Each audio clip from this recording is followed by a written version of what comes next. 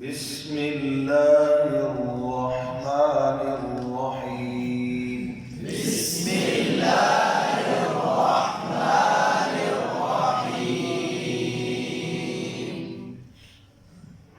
تنوین کی تختی نمبر 5۔ تنوین کی تختی میں اہم باتیں کون کون سی ہیں؟ سب سے پہلی بات،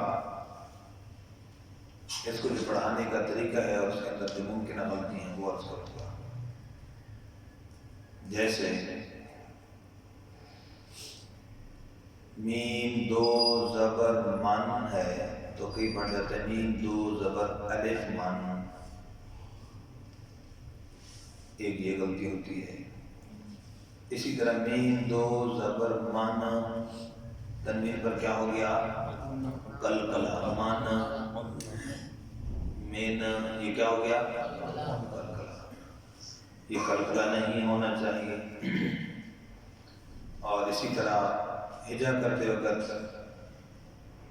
الف جو لکھا ہوا ہے دو زبر کی تنوین کے ساتھ، اس کا نام نہیں لینا، ٹھیک ہے جی؟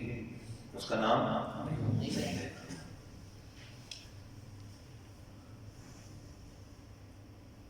اب اس کا سوال ہے کہ بھئی پھر لکھا ہوا کیوں ہے اگر نام نہیں لینا؟ سوال سمجھ گیا؟ جواب یہ ہے اس لیے کہ اس کا اکثر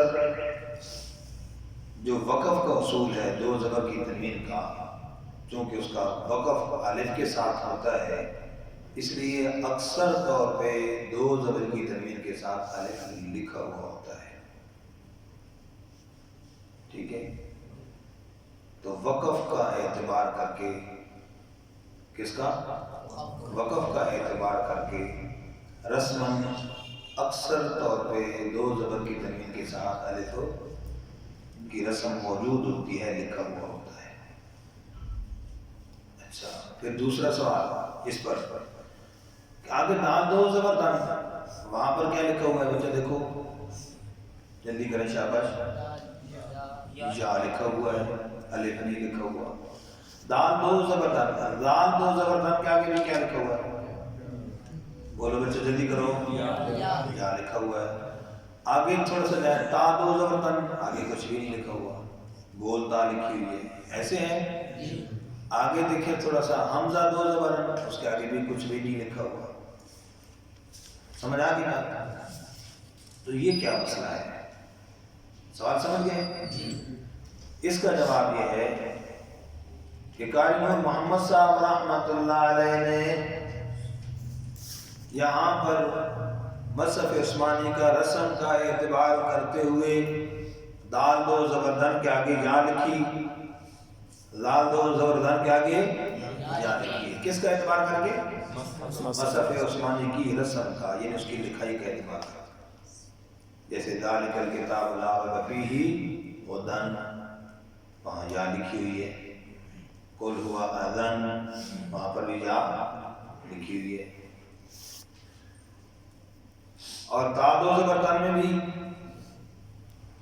دو زبر الف کے ساتھ ہو، وہ تو وقف عمومی آ گیا، اکثر ہی ہو گیا، لیکن یہی تا جب گول ہو تو پھر اس کا وقف کیسے آئے گا؟ اس کی طرف اشارہ کر دیا قاری محمد صاحب رحمۃ اللہ علیہ نے کہ تا طویل والا وقف یا الف کے ساتھ وقف تو عام ہے، لیکن یہ وقف بھی جو ہے وقف کا بھی اس کا پتہ چلنا چاہیے، اس لیے اس کو گول تا کے ساتھ رکھ دیا۔ اور پھر آگے حمزہ دو زبران، یہ بھی قرآن کی رسم کا اعتبار کرتے ہیں، جیسے نداءً، قرآن پاک میں ونداء، وہاں دو زبر کی تنوین ہے حمزے کے اوپر، لیکن آگے الف، یہ بھی قرآن کی رسم کا اعتبار کیا۔ سمجھ گئے؟ وقف ہر صورت میں الف کے ساتھ ہے۔ اگلی ترتیب کے اندر چونکہ وقف کا قاعدہ بتایا جائے گا، وہاں پر ساری تفصیلات عرض کر دوں گا۔ تو یہ اس کا سارا خلاصہ، اس کا جواب آگے کہ اس کے اندر یہ حروف ایسے کیوں لکھے ہوئے ہیں۔ تو کیا جواب ہے؟ مصحف عثمانی کا رسم کا لحاظ کرتے ہوئے قاری محمد صاحب رحمۃ اللہ علیہ نے اس کو لکھ دیا۔ ممکن ہے غلطیاں دو عرض کر دیں، ایک الف کا نام نہیں لینا، بعض نام لے لیتے ہیں. دوسرا کلکلا کرنا، مانا یہ نہیں کرنا. اچھا اب آپ بتائیں کہ اس تختی میں غنہ کریں گے کہ نہیں کریں گے؟ بولیں گے تو شاباش اپنے غنہ. ایک جگہ ایسے سوال کیے میں نے تو وہاں سے جواب آیا، کچھ نے کہا جی غنہ کریں گے. ٹھیک ہے جی، کیسے؟ انہوں نے زمین دو زبر لمبا غنہ کر کے بتا دیا. دوسرے سے پوچھا، کچھ دوست تھے ان سے پوچھا تو کہنے کے لیے غنہ نہیں کریں گے. کیسے؟ کہتے ہیں دو زبر من. اب کون سا ان میں سے درست آپ کو لگ رہا ہے غنہ کرنے والا؟ اچھا جی. تو میں نے کہا ایسے کرتے ہیں دونوں حضرات کے درمیان صلح کر لیتے ہیں. کہتے ہیں جی وہ کیسے؟ میں نے کہا یہ بہت لمبا غنہ کر رہے ہیں من، اور آپ کہتے ہیں بالکل نہیں من. تو آپ تھوڑا سا کر لیں اور یہ جو اتنا لمبا کر رہے ہیں اس کو تھوڑا کم کر لیں، درمیان میں آ جائیں تو صلح ہو جائے گی. کیا خیال ہے؟ ہو جائے گی. اور دوسرے بھی دوست کہتے ہیں نیل دو من. میں نے کہا محترم جو اتنے سختی کے انداز کا ہوگا نا کسی کو مان، اگر کہے گا نہیں مانتا، سمجھ گئے؟ اتنی سختی سے تو کوئی مانتا نہیں ہے. آرام سے کہو گے بھائی مان. کیسے؟ اچھا اب یہ تو میں نے آپ کو ایک لطیفے کے انداز میں آپ کو بات سمجھا دی، لیکن اس کا علمی طور پر کیا جواب ہے؟ غنے کی دو قسمیں ہیں، ایک غنہ آنی، دوسرا ہے غنہ زمانی.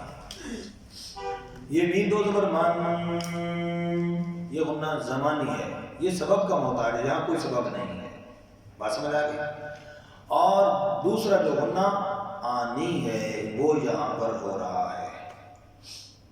غنہ آنی کی تعریف کیا ہے؟ غنہ آنی اس غنے کو کہتے ہیں جو نون ساکن، میم ساکن اور تنوین کی ذات کا حصہ ہوتا ہے. اس کو کیا کہتے ہیں؟ غنہ آنی. اور اس کی مثال جیسے گھنٹی کی آواز، جیسے بولیں، جیسے گھنٹی کی آواز ٹن. کیسے بھی ٹن. اب اگر کریں نا ٹن، یہ بھی ٹھیک نہیں. اگر ٹن یہ بھی ٹھیک نہیں. ٹھیک ہے ٹن اتنا. یہ غنہ آنی ہے اور یہ حرف کی تنوین کی ذات کا حصہ ہے. سمجھ گئے بات بھائی؟ تو اس لیے یہ ہے اصولی قاعدہ، اصولی بات، اس میں کسی کا کوئی اختلاف نہیں. کتابی بات اور اصولی بات ہے. اگر کوئی اسی طرح غنہ کروا رہے ہیں جیسے بعض حضرات بعض مدارس میں کروا رہے ہیں تو کوئی بحث نہیں ہے، کوئی لڑائی جھگڑے کی بات نہیں. اساتذہ بعض جگہ فرماتے ہیں ہم نے غنے کی مشق کے لیے، کوئی بات نہیں، حرج نہیں. لیکن اصول کیا ہے وہ آپ کو پتہ ہونا چاہیے. قاعدہ اصول یہاں پر یہ ہے، کیونکہ آج کل تو ہر بندہ اصول اور لوجک پوچھتا ہے جس کا کیا اصول ہے، اس کی لوجک کیا ہے، اس کا جواب بس کر دیں. بات سمجھ گئے نا؟ اب اس کو پڑھتے ہیں جی. اور دوسرا اس کے اندر اہم بات جو ہے، ہجا کرتے وقت حرف کا نام پورا دینا. ہجا کرتے وقت حرف کا نام پورا دینا. اب جو بہت اہم حروف ہیں جو ہماری زبان میں، ہماری زبان میں جو حروف عربی زبان میں جو مثلا پڑھتے ہیں لیکن ہماری زبان میں وہ حروف نہیں بولے جاتے، ان کا خاص طور پر ادائیگی میں عرض کروں گا ہجا کے ساتھ. پڑھیے گا من من من بن بن بن فن فن فن ون ون ون. تا. اب اس کا خاص خیال رکھنا ہے. اور یہ حرف کا پھر وہی بات ذہن میں رکھیں کہ کتنی مرتبہ پڑھا جائے گا. ہجا کریں گے تو 9 مرتبہ. اب ہوتا کیا ہے؟ سادو زبر سن. سا نام صحیح نہیں کیا دیا اور حرکت اس کے ساتھ غلط پڑھ دیا. اب نام کتنی مرتبہ حرف کا آئے گا؟ 3 مرتبہ. اور حرکات کے ساتھ کتنا دفعہ پڑھ جائے گا؟ 6 دفعہ. تو 6 دفعہ بچہ غلط پڑھ رہا ہے. اور قرآن میں حرکات کے ساتھ آئے گا یا نام کے ساتھ؟ یہی مسئلہ ہے. اس لیے ہم نے قاعدے کو بالکل علیحدہ کر دیا. ہم قرآن کے ساتھ اس کو ملا نہیں رہے. یہ کام خراب ہوا. جی جی ٹھیک ہے، اس کو علیحدہ کر لیں. پھر